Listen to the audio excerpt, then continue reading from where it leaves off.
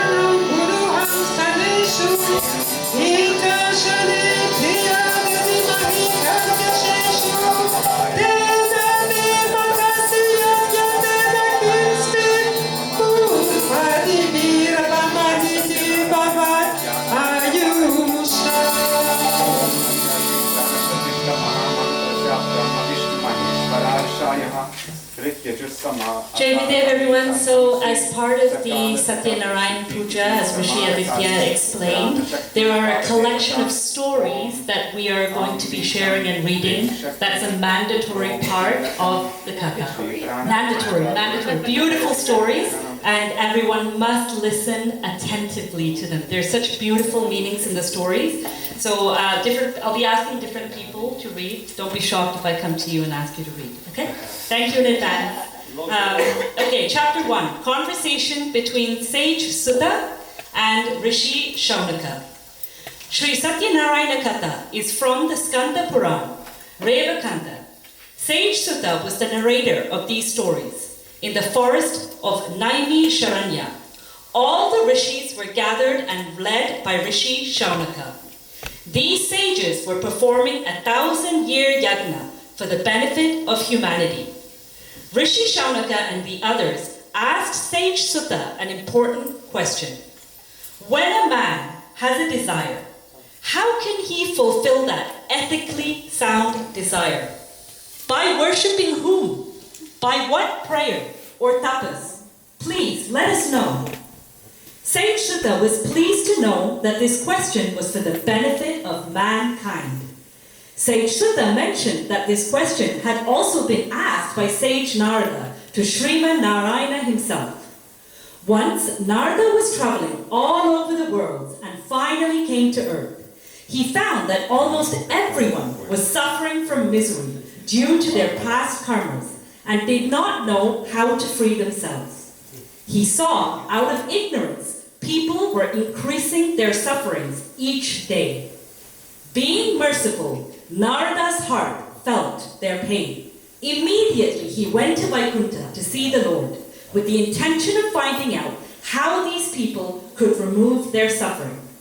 But whenever Narada saw the Lord, he would just start praising him and forget the questions he had. Sriman Narayana smiled at him and asked about the purpose of his visit.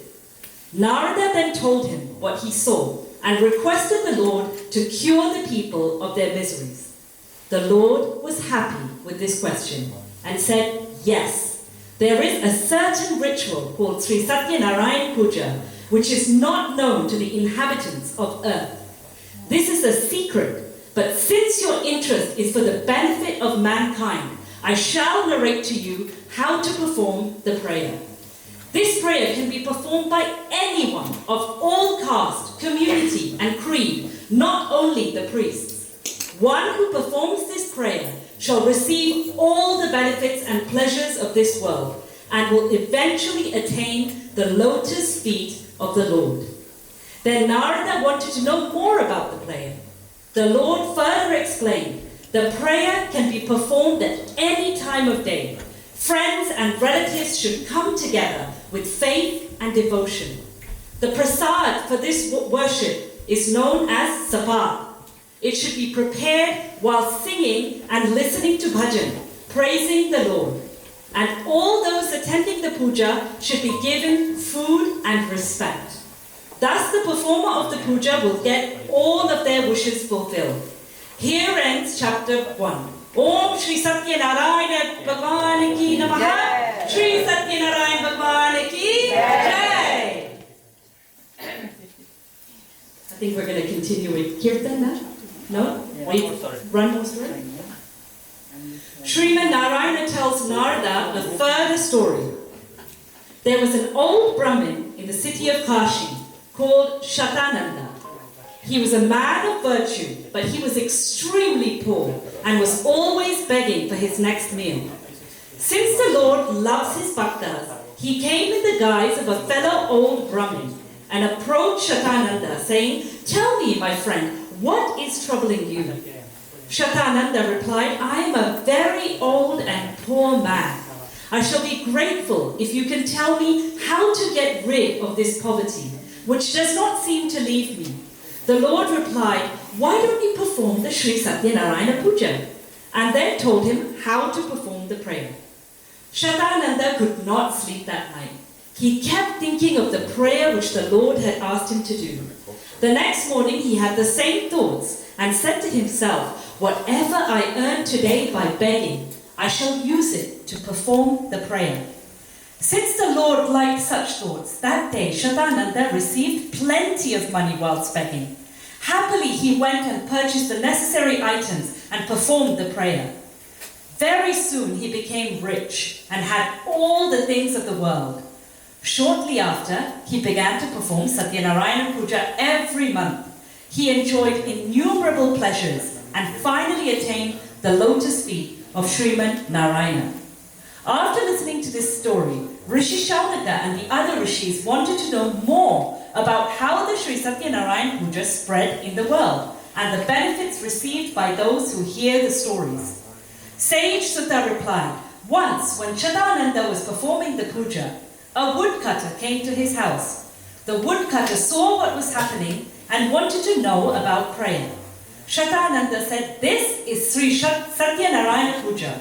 Whatever desires you have in your mind will be fulfilled by performing this prayer. My own poverty and troubles all ended by my very decision to perform it.' Upon hearing this, the woodcutter prostrated before the Lord, took Mahaprasad and decided to perform the puja the next day. He thought in his mind, whatever amount I get from the sale of the wood today, I will use it to perform the puja. That day he sold the wood for twice the price. Happily thinking of the Lord, he performed the prayer, inviting his friends and relatives. By performing it regularly, he became rich and happy and reached Satyalok. Here ends chapter 2. Om Shri Satyanarayana Namaha. Om Shri Satyanarayana Namaha. Om Shri Satyanarayana Namaha. Om Shri Bhagwan Ki Jai.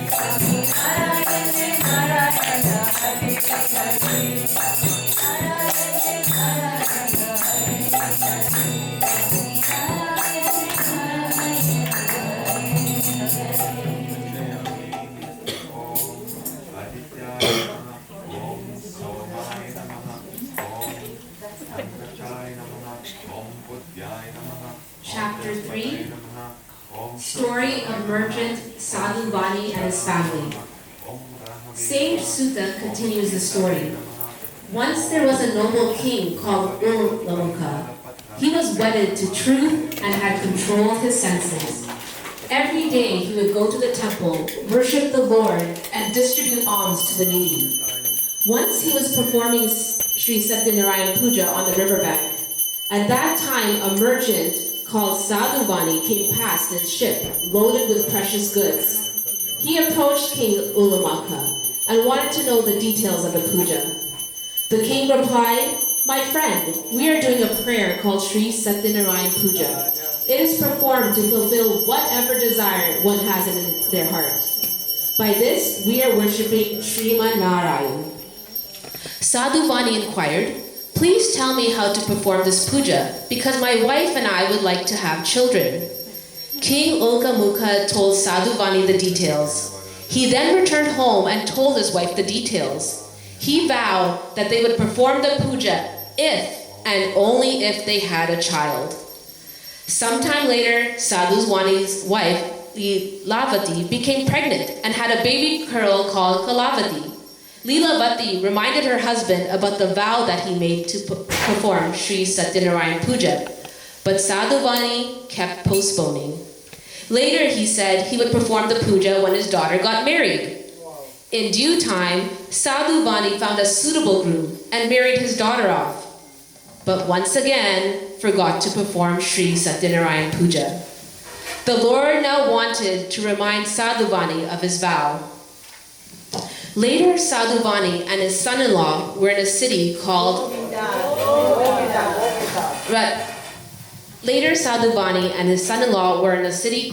Ratnasara, ruled by King Chandraketu. There was a theft at the palace, and the thieves were chased by the guards. The running thieves saw Sadhuvani and his son-in-law resting near a tree. So the thieves dropped the stolen goods with them and ran off. The guards caught Sadhuvani and his son-in-law with the same stolen items.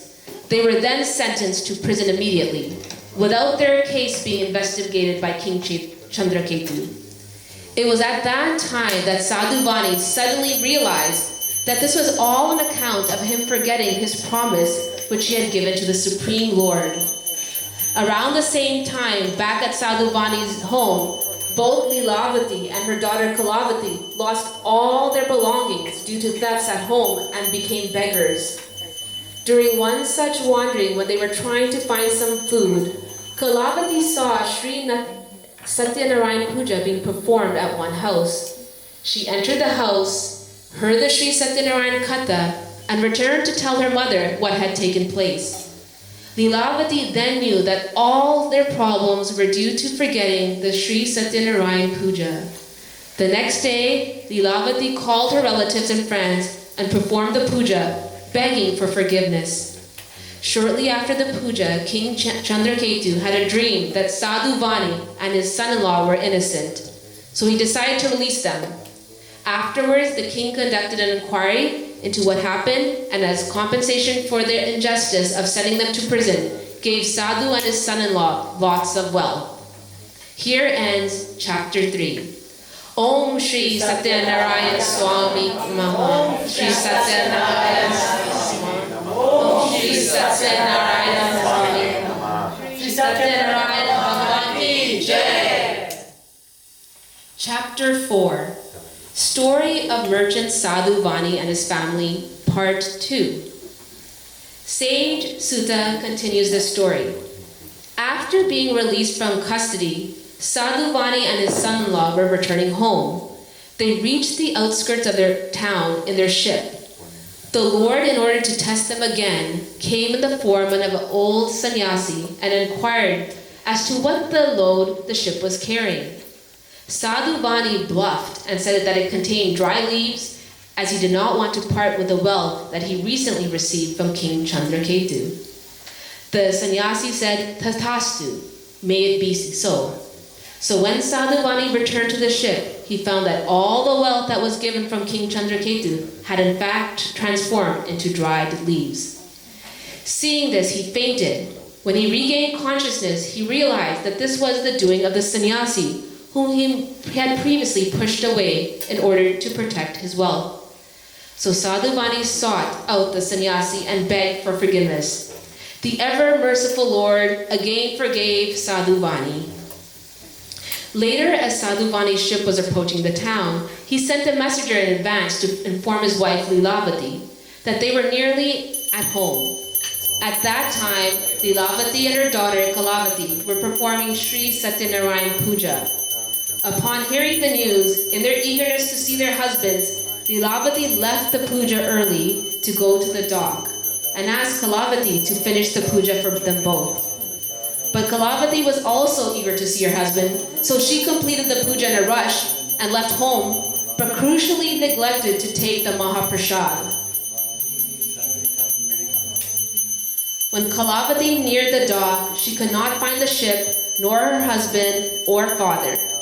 She thought that the ship had sunk, so Kalavati fainted to the ground, and it appeared as if she was dying. Back on the ship, Sadhu Vani could see the state of his daughter was on the dock, and thought all of this must be on account of some fault on their part of ignoring the Lord. So there and then, they decided to do the puja as penance for the mistakes they had committed. The Lord, now pleased, made Sadhu Vani realize that it was Kalavati's oversight for not accepting the Mahaprasad that had created this problem. She realized that if she went back to take the prasad, everything would be made right. Kalavati regained consciousness and returned home to the altar. She took prasad with all faith and reverence, and her husband then returned home. From then onwards, the whole family performed Sri Satyanarayana Puja regularly till the end of their life, and finally after death, they reached Satyaloka.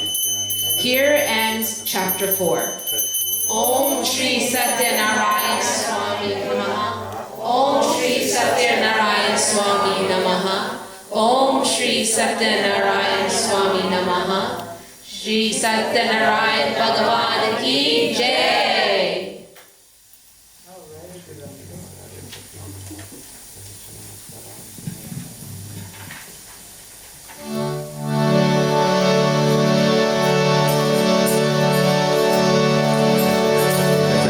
To jump on Mridanga, please feel free to do so.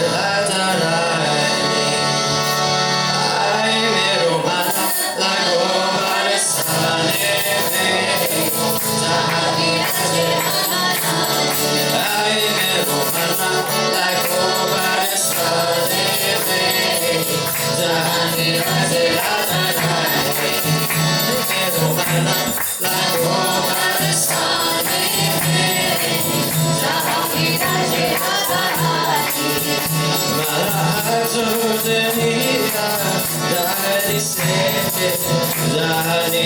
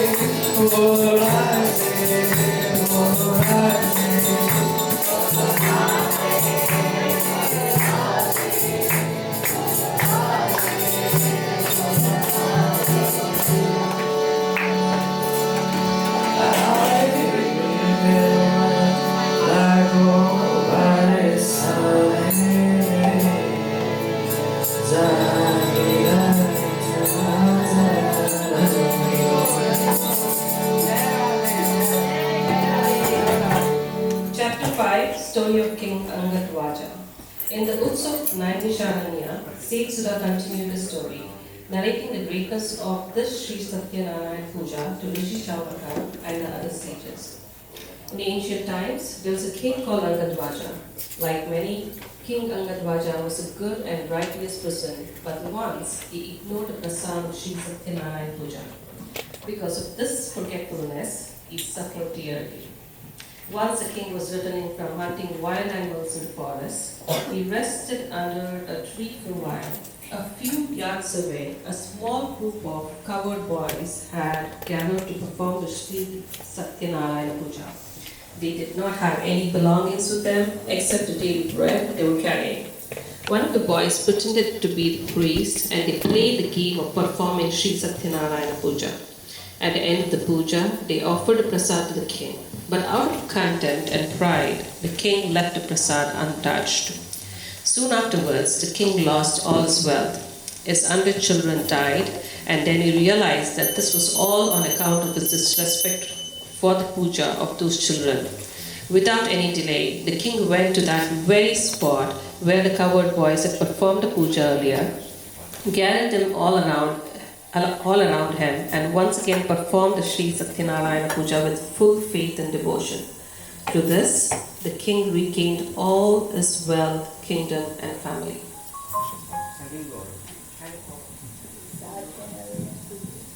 Om Sri Satyanarayana Namaha. Om Sri Satyanarayana Namaha. Om Sri Satyanarayana Namaha. Sri Satyanarayana ki jai.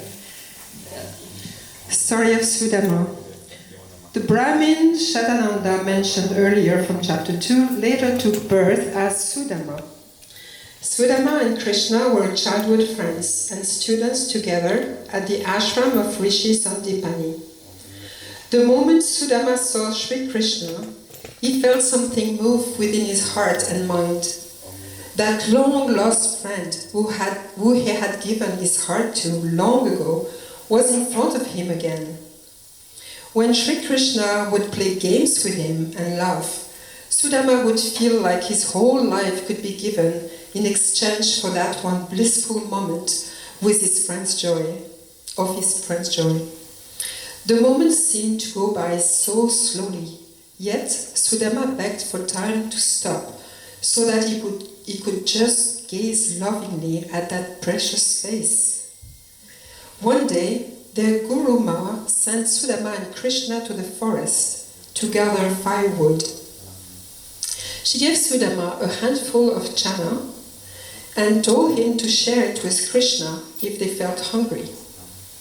Unknown to Guru Ma, this bundle of chana had been stolen from a poor Brahmin lady. The Brahmini had uttered a curse that whoever eats that grain would remain poor their entire life. Sri Krishna knew that Sudama planned to eat the cursed chana himself and save his beloved friend from a miserable life. But the Lord did not want to be separated from Sudama. He knew what would happen to Sudama, and between them, if Sudama ate the cursed chana. So Sri Krishna, with his Yogmaya, brought both of them far away from the forest of Rishi Sandipani's ashram. They were standing in their eternal forms as adults in the beautiful gardens of Vaikuntha. The Lord said to Sudama, "Beloved friend, I beg you, do not do this. Do not eat the cursed chana on my behalf. Not only will your life become a living hell, but we will be separated for years. How will we bear this separation? I cannot live without you.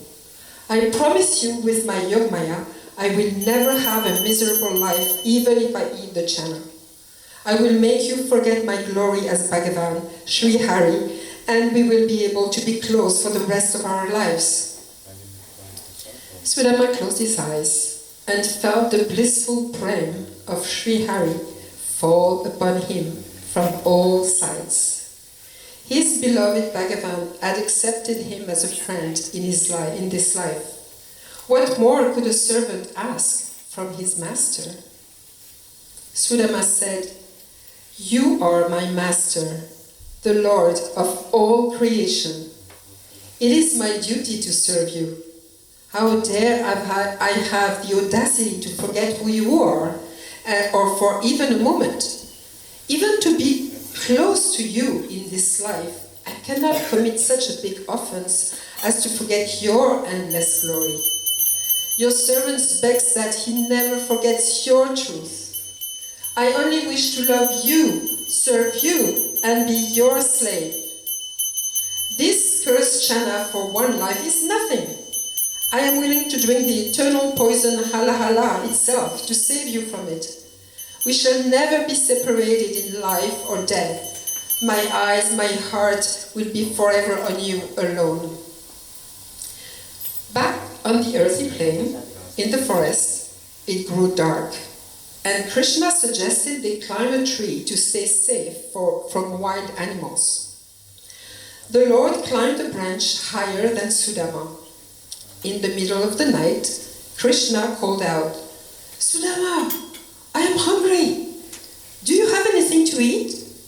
Sudama, who was secretly eating the chana, lied and said, "No, I don't have anything."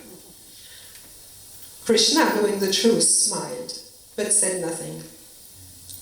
The next morning, they returned to the ashram. Krishna told Burma that he was hungry. When she learned Sudama had not shared the chana, she cursed him in anger and said, "You will never have abundance in your life. No matter what you do, you will always live in poverty." Sudama humbly accepted the curse. Years passed. Krishna became the king of Dwarka, living in great wealth and glory, while Sudama lived in extreme poverty. Despite his struggles, Sudama cherished his memories of Krishna and often spoke of their friendship. His wife, frustrated by their hardships, urged him to visit Krishna. "He is your friend and a king now. Surely he will help us," she said. Reluctantly, Sudama agreed, but he insisted, "I will not ask Krishna for anything. I will only visit him out of love." Sudama did not want to visit empty-handed, but they were so poor that his wife had to beg a neighbor for puffed rice.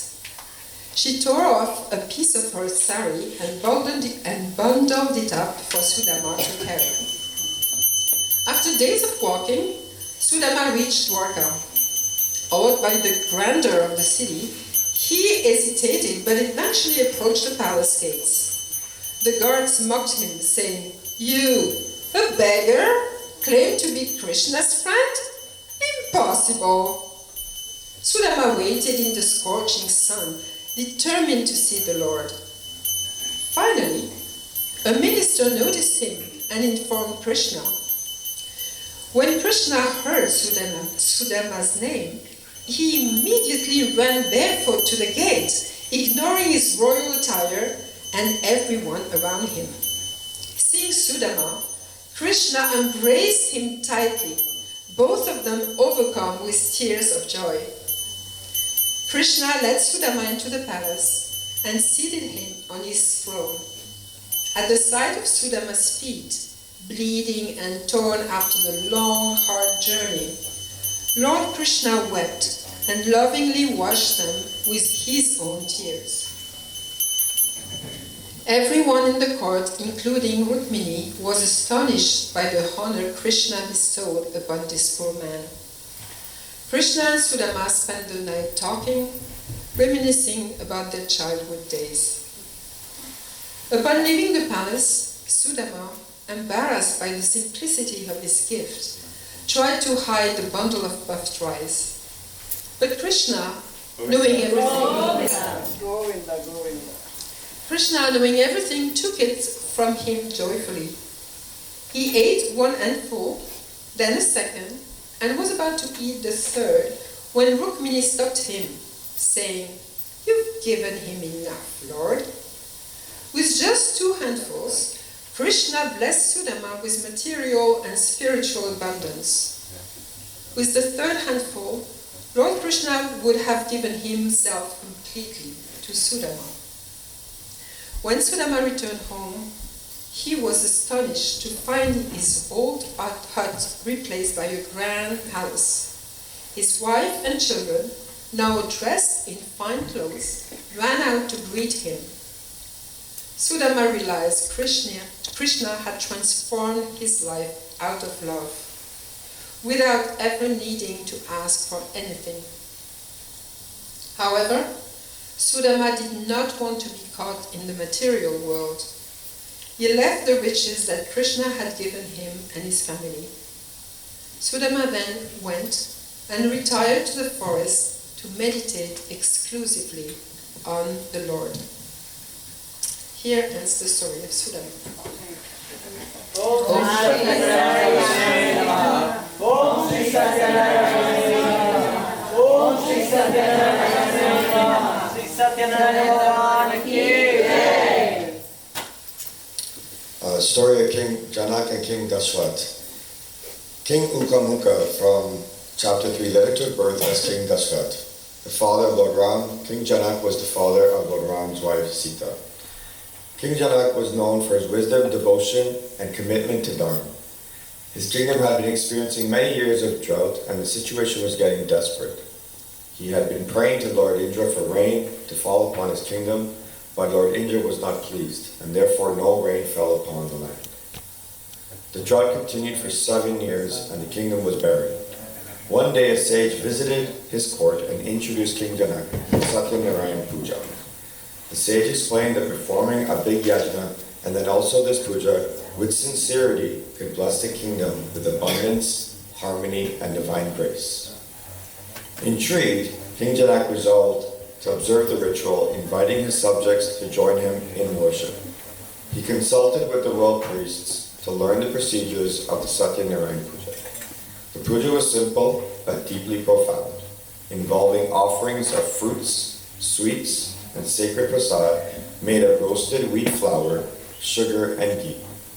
However, due to the long drought, Raja Janak did not have the necessary resources in his kingdom to perform the puja. King Dashrath heard of the plight of King Janak and therefore sent provisions so that the puja could be completed, and even extra food so all the citizens of the city could be fed. On an auspicious day, King Janak gathered the people of his kingdom.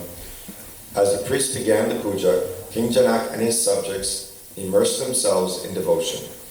They chanted prayers, made offerings, and listened attentively to the Satyanarayana Katha.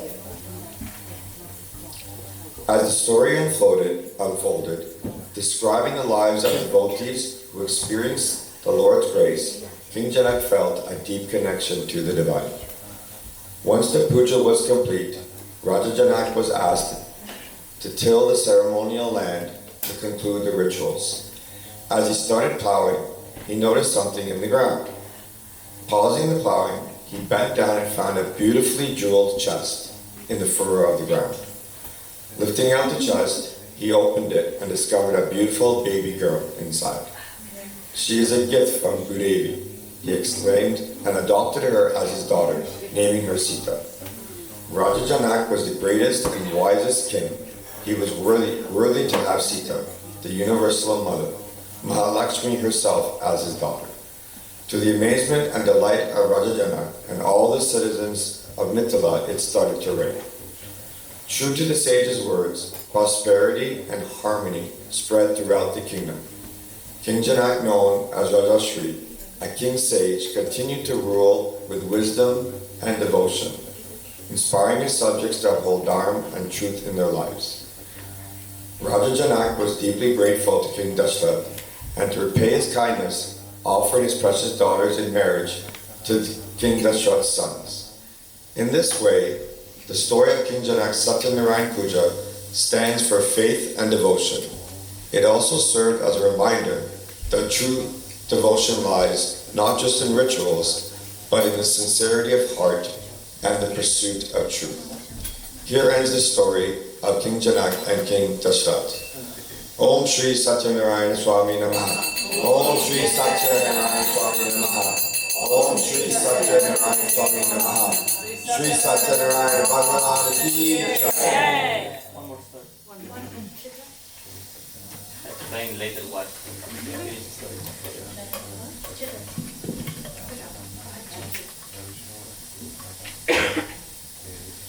Story of King Murdaraj.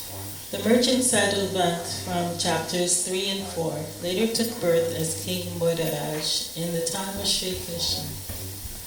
Once Arjuna was becoming prideful and thought himself to be the most superior devotee of Sri Krishna. The Lord wanted to curb Arjuna's pride, so he took him to meet King Murdaraj. King Murdaraj had organized a big festival.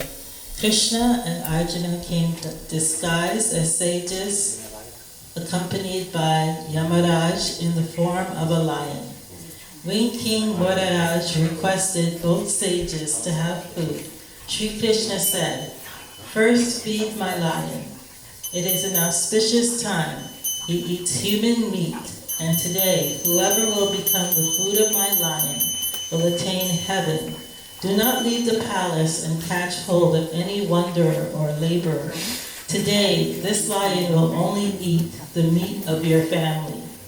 King Murdaraj volunteered himself, but Lord Krishna refused, saying, "We are guests in your palace. You cannot offer yourself." Then the queen said, "I offer myself."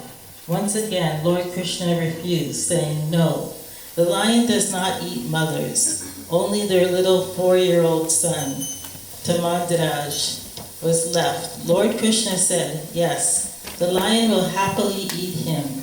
Sensing the shock from the couple, Lord Krishna said, "If you don't want to offer your child, we are leaving." The king and queen begged Lord Krishna not to leave. Tamandaraj approached his father and said, "Father, you have taught me to serve in all situations. Please offer me fully to the lion." King Murdaraj agreed and said, "Yes, I will offer my child." Lord Krishna said, "I agree, but with one condition. You both have to cut the child, and only his meat has to be offered. All of this must be done without a shedding of a single tear. If you don't agree, we will leave." Tamaraj looked at his father and said, "Don't worry, offer me. As you are offering me, please feed me fully to the lion, bones and all that is my last wish." The king and queen took a saw and cut their child. They removed his bones and gave the meat to the lion. They came in front of Sri Krishna, who was still in disguise of a sage. With their hands still covered in blood, King Murdaraj was crying. Krishna said, "What is wrong with you? Are you sad that you have offered the food to the lion?" King Murdaraj replied, "No, I am not sad about that. I am sad that I could not fulfill my son's last wish. I did not offer him whole to the lion. Arjuna was shocked to see such devotion. He bowed down to the king, saying, I praise your greatness and surrender. Arjuna turned to Krishna and said, Enough, Lord. You can reveal yourself. They revealed their true aspects. Lord Krishna, Arjuna, and Yamaraj, Arjuna continued, I thought I was the greatest devotee, but I failed. As the king and queen bowed down to Lord Krishna, and without them even asking, Bhagavan said, Call your son. When they called out, Tamaraj came running and had been brought back to life. Here ends the story of King Mudiraj. Om Shri Satyanarayana Swami Naraha. Om Shri Satyanarayana Swami Om Shri Satyanarayana Swami Shri Satyanarayana ki Jai. One more story.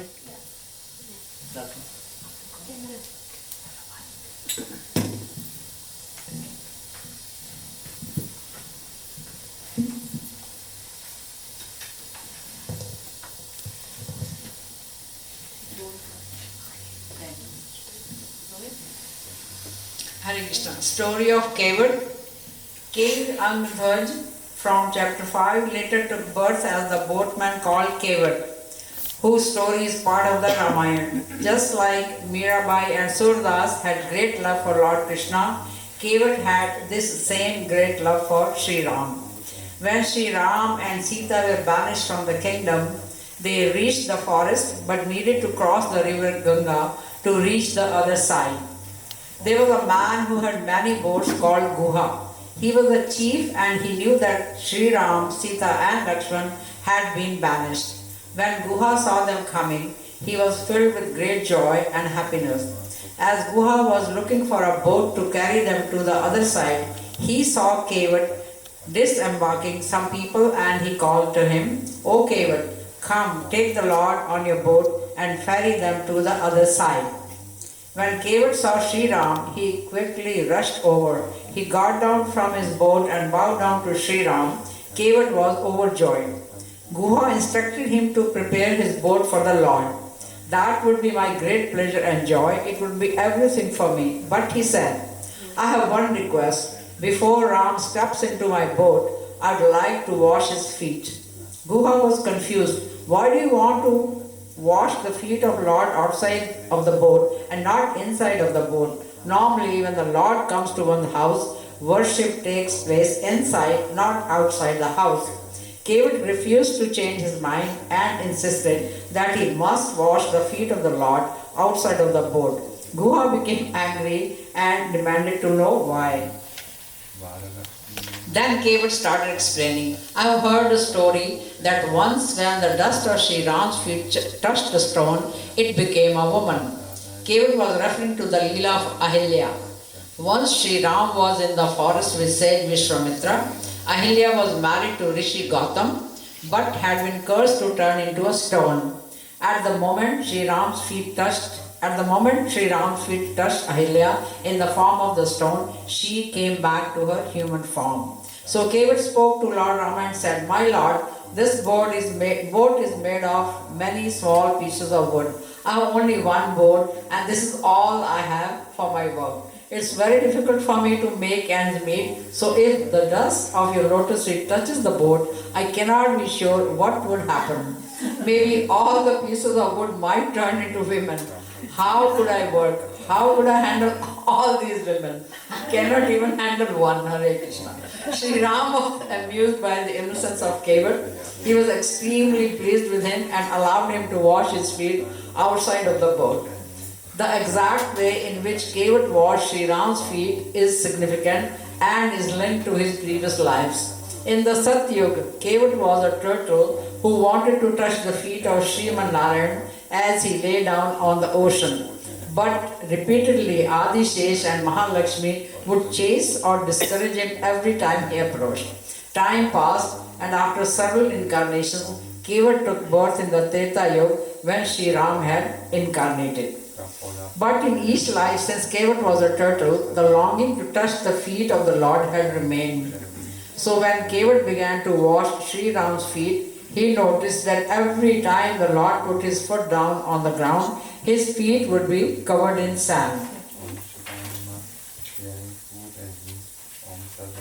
Therefore, Kevat ended up repeatedly washing Sri Ram's feet. He did so every lifetime that he had longed to do so. As this situation unfolded, to keep the Lord's feet clean, Kevat offered his hand. Sri Ram put his right foot on the head of Kevat. After washing the left foot, Sri Ram asked where should he put his other foot. Kevat replied, "Put both feet on my head and you will not fall down. I'll hold you." Sri Ram then said, "Today I have seen that not only does Bhagavan come to the rescue of the devotees, but that the devotees also rescue Bhagavan." Then Kevat held the hand of Sri Ram and brought him inside of the boat. By performing this simple service to Sri Ram, all of Kevat's sins from previous life were washed away. So, Bhagavan Sri Ram entered the boat and Kevat took him to the other side. When they reached there, Mother Sita removed one of her rings and handed it over to Sri Ram and said, "We should give this ring as payment." Sri Ram took the ring from Sita and said to Kevat, "Brother, we do not have anything to pay, but please take this ring as payment." At that moment, Kevat said, "How can I accept anything from you? How can I accept a payment from you?" Sri Ram asked, "Why not?" Kevat said, "Look how I can accept payment from someone from the same kind of profession. When a barber cuts the hair of another barber, he does not charge for it. A washerman, when he washes the clothes of other washman, he never charges."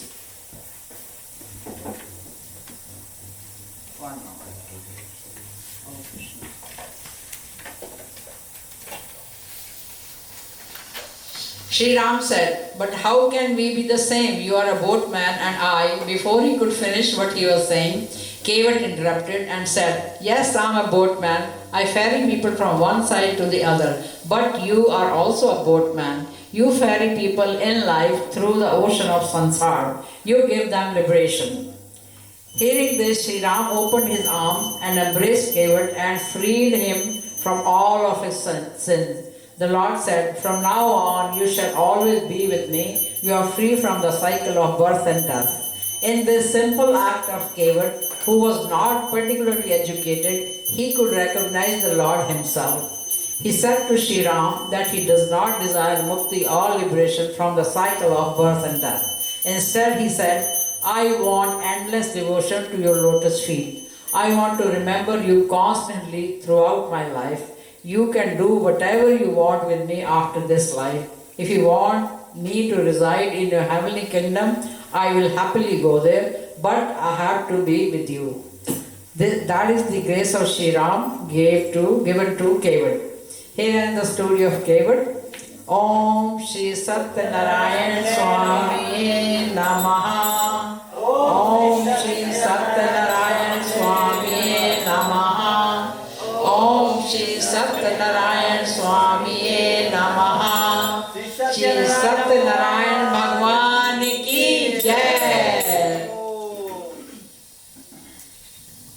Okay, that's the end of the kata. Now we can continue with Kirtan. We will start the Abhishekam now, so everybody will be invited to come and pour water during the Abhishekam. Okay, we will let you know.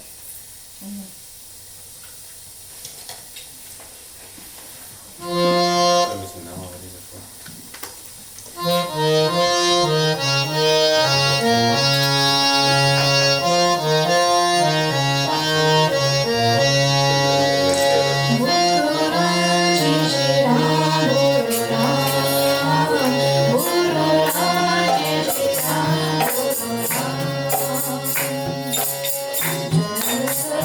you.